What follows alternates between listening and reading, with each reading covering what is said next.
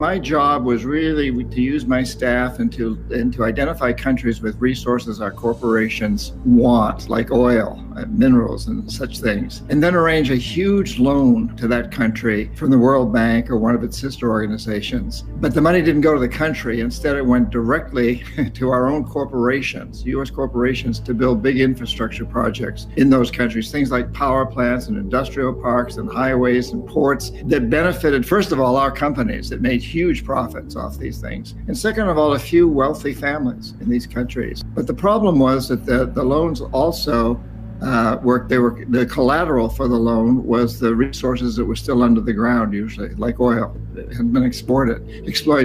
And so the idea was that they would take on these loans, and over time, they would allow our corporations to come in and take their resources. In the meantime, they had to pay off interest on the loans. And so most of the people in the country suffered terribly. Money was diverted from education, healthcare, and other social services to pay off the interest. So we'd go back in, usually under the guise of the International Monetary Fund policing organization, and say, okay, so you're not paying off your loan, so you sell your oil real cheap to our corporations without environmental or social regulations. Let the United States build a military base on your soil.